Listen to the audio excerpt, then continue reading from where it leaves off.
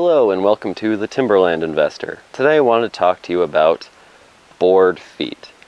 Board feet is a standard unit of measurement in lumber that is defined, a single unit is defined as a unplaned, so it's rough, it hasn't been smoothed out yet, and green, meaning it hasn't been dried, piece of lumber that is 12 inches by 12 inches by 1 inch. Now board feet is kind of a peculiar unit of measurement. In lumber, it's just a measurement of gross volume. So because it's green and unplaned, lumber is going to lose a little bit of volume when it goes through those two processes. It's going to shrink a little bit, and then the planer is going to remove some of the material. So theoretically, that's why a 2x4 actually measures 1.5 by 3.5, is because the measurement of 2x4 is the nominal dimensions when it is green and unplaned. In forestry, however, if we're looking at the board feet of a log, or how many thousand board feet are on an acre, it's not a measure of volume at all. Instead, it's a measurement of yield. Because trees are cylindrical and boards generally are square, there's going to be a certain amount of this log that is wasted. So in particular, you have the slabs, which are the rounded edges that can't efficiently be used as lumber.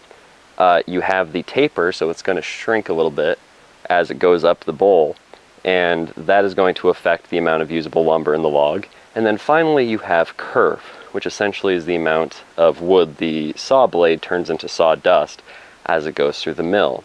All of those are going to be reduce the usable volume of lumber you get out of this log. So we're not measuring volume at all, we're measuring yield.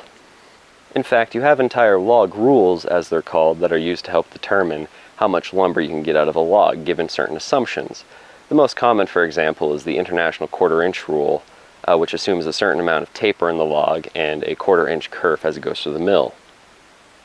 But therein lies one of my major grievances with forestry. It's kind of inherent, though, and that is a lot of the units we use are entirely non-interchangeable. We speak in terms of cords, which is a unit of volume. We speak in terms of tons, which is a unit of weight. And at least with those two, you can kind of tie them together somehow, and there are plenty of rules of thumb people use to convert them, and it's good enough. With board feet, however, 1,000 board feet, they're entirely non-interchangeable. In fact, you can have an acre that has 20 cords to the acre on it, and absolutely 0 board feet because the lumber is such poor quality. You know, if you might have a stand of beech infested with beech bark disease and the lumber is just horrible, you can't use it for anything. If you want to learn more about board feet and maybe how many board feet are in a tree, I'm going to link to 2 articles in the description. And also, I wanted to give a big shout out to Big T Lumber in Mount Chase, Maine for providing me the boards to do this video.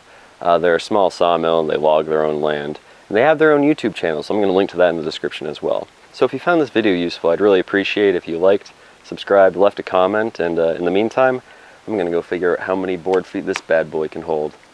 Until next time.